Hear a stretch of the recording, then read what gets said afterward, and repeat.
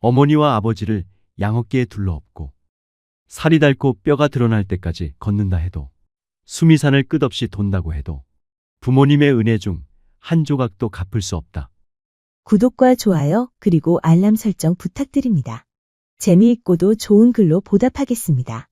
제1장 부처님 백골에 절하다. 들판을 가던 부처님께서 갑자기 걸음을 멈추셨다. 다음 순간 제자들은 눈을 의심했다.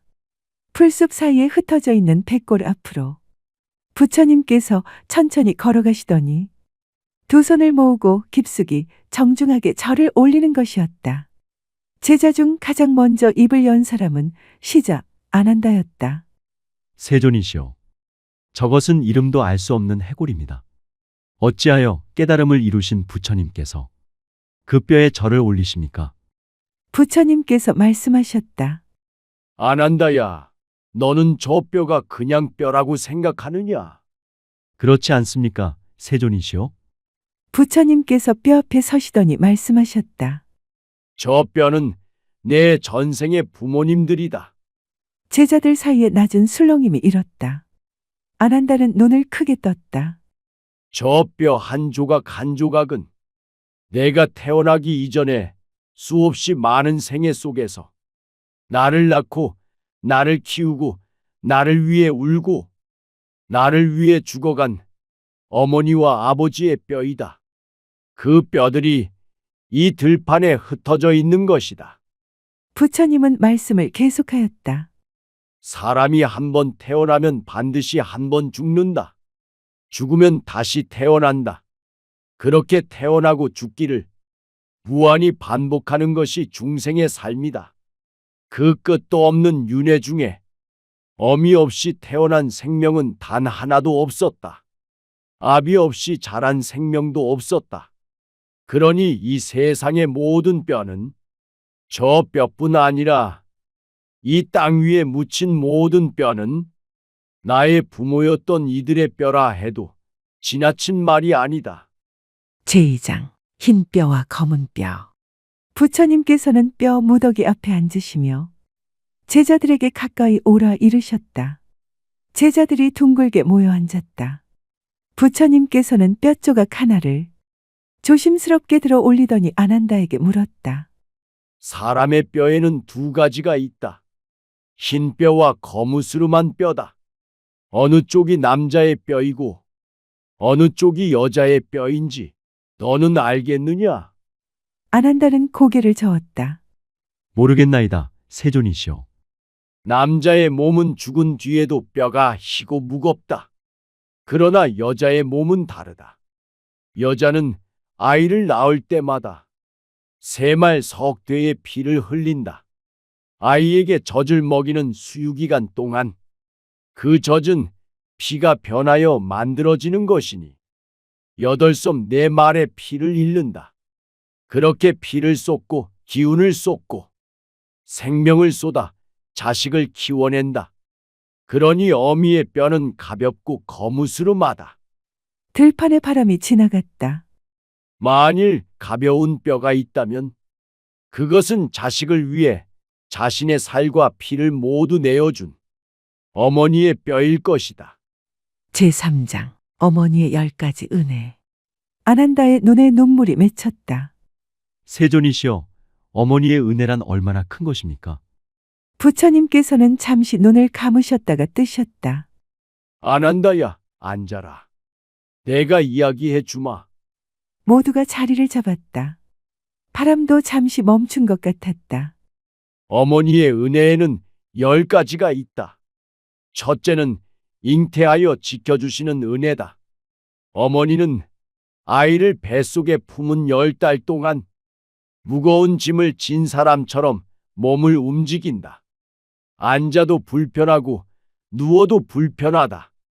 먹고 싶은 것도 마음껏 먹지 못하고 자고 싶어도 마음껏 자지 못한다. 그 10달이 어떠하겠느냐? 그럼에도 어머니는 불평 한마디 없이 뱃속의 아이를 지킨다. 둘째는 해산할 때의 은혜다. 아이가 세상에 나오는 그 순간 어머니는 죽음의 문턱을 넘는다. 온몸이 갈기갈기 찢기는 듯한 고통 속에서 어머니는 오직 아이가 무사히 나오기만을 빈다.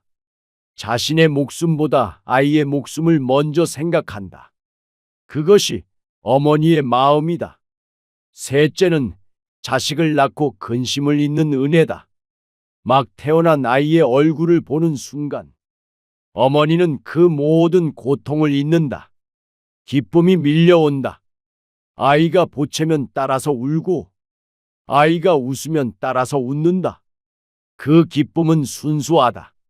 무엇과도 바꿀 수 없는 기쁨이다. 넷째는 쓴 것을 삼키고 단 것을 먹이는 은혜다. 어머니는 좋은 것이 생기면 먼저 아이에게 준다. 자신은 쓰고 거친 것을 먹으면서도 아이에게는 달고 좋은 것을 먹인다. 배가 고파도 아이가 배부르면 배부른 것처럼 느낀다. 그것이 어머니의 마음이고 몸이다. 다섯째는 진자리 마른 자리 가려 눕히는 은혜다. 어머니는 아이를 마른 자리에 눕히고 자신은 젖은 자리에 눕는다.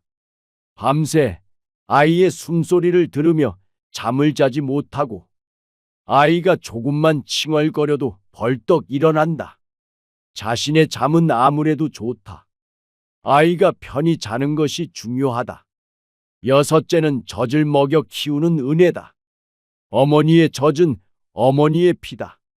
아이가 배를 채울수록 어머니는 야위어 간다. 그러나 어머니는 자기가 야위는 것을 기뻐한다. 아이가 무럭무럭 자라는 것이 기쁘기 때문이다. 일곱째는 손발이 다닳도록 씻기고 돌보는 은혜다. 아이가 더러워지면 어머니는 자신의 입으로 씻겨준다. 아이의 손톱을 깎아주고 머리를 빗겨주고 아이의 몸 구석구석을 어루만진다. 아이의 몸이 깨끗한 것이 어머니의 기쁨이다. 여덟째는 자식이 멀리 떠나도 그리워하는 은혜다. 아이가 자라 집을 떠나면 어머니의 마음도 함께 떠난다. 아침에 눈을 뜨면 아이 생각이 먼저고 밤에 누우면 아이 걱정이 먼저다. 아이가 잘 먹는지, 아이가 아프지는 않은지, 아이 곁에 좋은 사람이 있는지, 어머니의 마음은 언제나 아이가 있는 곳에 있다. 아홉째는 자식을 위해 나쁜 일도 마다하지 않는 은혜다. 자식이 굶는 것을 보느니 어머니는 무엇이든 한다. 자식이 아픈 것을 보느니 어머니는 자신이 대신 아프기를 바란다. 자식을 위해서라면 어머니는 자신을 버린다. 그것이 어머니가 짓는 업이다. 그것이 어머니가 지는 짐이다. 열째는 끝까지 사랑하고 가엾게 여기는 은혜다. 어머니의 사랑에는 끝이 없다. 아이가 어릴 때도, 아이가 늙어서도, 심지어 어머니가 죽는 순간에도 어머니의 마지막 마음은 아이를 향한다. 자식이 잘못을 저질러도, 자식이 어머니를 외면해도 어머니의 사랑은 줄지 않는다. 민간에서 어머니가 죽으면 막내에게 곡을 하지 못하게 하는 이유를 아느냐? 막내의 곡소리를 들으면 어머니가 이 세상을 떠나지 못하기 때문이다. 그러면 어머니는 윤회하지 못하고 이승과 저승 사이를 정처 없이 헤매는 귀신이 된다. 어머니의 사랑은 세상에서 가장 깊은 사랑이다. 제4장 갚을 수 없는 빚. 안한다는 소매로 눈물을 닦았다. 다른 제자들도 고개를 숙이고 있었다. 한 제자가 물었다. 세존이시여, 그렇다면 우리는 어떻게 해야 그 은혜를 갚을 수 있습니까? 부처님께서는 느리게 고개를 저으셨다. 어깨 위에 어머니를 올려놓고 세상을 한 바퀴 돈다 해도 아버지를 다른 어깨에 올려놓고 살이 닳고 뼈가 드러날 때까지 걷는다 해도 그것으로는 부모님의 은혜 중 한 조각도 갚을 수 없다. 제자들이 고요히 듣고 있었다. 왼쪽 어깨에 아버지를 업고 오른쪽 어깨에 어머니를 업고 수미산을 100번, 1000번 돌아도 부족하다. 온 세상에 물을 깃고 온 세상에 밥을 지어 부모님 앞에 바쳐도 부족하다. 그러면, 제자의 목소리가 떨렸다. 그러면 우리는 영원히 그 빚을 갚지 못하는 것입니까? 부처님께서는 잠시 눈을 감으셨다. 제5장 진정한 효도. 안 한다야. 부처님의 목소리가 다시 흘렀다. 부모님의 은혜를 갚는 길은 오직 하나다. 무엇입니까, 세존이시여? 부모님이 삿된 길에 있거든 바른 길로 이끌어 드리는 것이다. 탐욕으로 물들어 있거든 맑은 마음을 갖도록 도와드리는 것이다. 어리석음 속에 있거든 지혜의 빛을 비춰 드리는 것이다. 부처님의 말씀은 낮고 분명했다. 밥 한 그릇, 옷 한 벌로 부모님의 몸을 봉양하는 것만이 효도가 아니다. 부모님의 마음이 번뇌에서 벗어나도록 이끌고 부모님이 이 삶의 고통에서 건너갈 수 있도록 돕는 것. 그것이 진정한 효도다. 하오나 세존이시여. 저희 같은 중생이 어찌 그런 일을 할 수 있겠습니까? 할 수 없다고 생각하기 때문에 못하는 것이다. 부처님께서 일어나 제자들을 천천히 둘러보셨다. 할 수 있다. 부모님을 위해 공덕을 쌓아라. 부모님이 이 세상에 있을 때 그리하고 돌아가신 뒤에도 그리하라. 부모님이 이미 이 세상을 떠났거든. 더욱 열심히 수행하라. 자식이 밝게 사는 것은 세상의 모든 부모님이 바라는 바이다. 그러므로 부모님께 가장 큰 선물이 된다. 제6장 들판을 떠나며 부처님께서는 다시 백골 앞에 섰다. 그리고 조용히 말씀하셨다. 부모님이 살아 계실 때 섬겨라. 지금 이 순간이 지나면 다시 오지 않는다. 목소리는 낮았지만 들판 끝까지 닿는 것 같았다. 너희의 부모님은 지금 어디에 계시느냐? 밥은 드셨느냐? 따뜻하게 주무시느냐? 어디 아프지는 않으시냐? 그것을 묻는 것이 수행이다. 그것을 챙기는 것이 도다. 안한달은 고개를 들지 못했다. 그는 오래전 돌아가신 어머니를 생각했다. 어머니가 살아계실 때 자신은 부처님 곁에 있겠다며 집을 떠났다. 어머니의 마지막을 지키지 못했다. 어머니가 마지막으로 부른 이름이 자신의 이름이었다는 것을 나중에야 들었다. 아난다의 눈에서 눈물이 흘렀다. 부처님께서는 아난다의 어깨에 손을 얹으셨다. 울어라, 안 한다. 그 눈물이 너를 깨끗하게 한다. 그리고 이제 알아라. 부모님을 그리워하는 그 마음이 바로 불심과 통한다는 것을. 제7장 마지막 인사. 부처님께서 다시 백골 앞에 서셨다. 이번에는 제자들도 함께 서 있었다. 부처님께서 합장하시며 말씀하셨다. 이 뼈로 인해 오늘 우리는 부모님을 기억했다. 이 뼈로 인해 오늘 우리는 자신이 누구의 자식인지를 기억했다. 이 뼈에 감사해야 마땅하다. 부처님께서 절을 올리셨다. 그 뒤로 하나씩 하나씩 제자들도 따라 절을 올렸다. 들판에 바람이 불었다. 풀숲이 흔들렸다. 백골은 말이 없었다.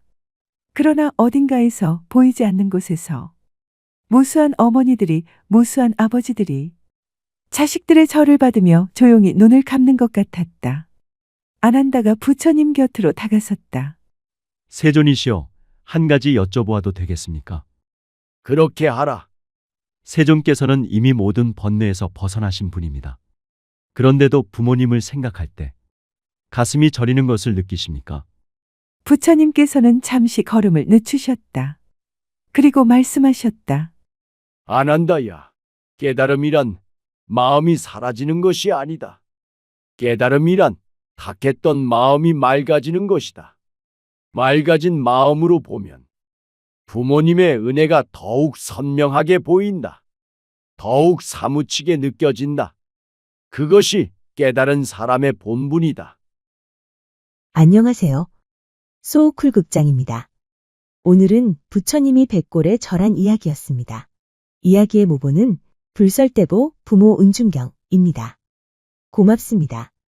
다음에 만날 때까지 건강하시기를 기원합니다.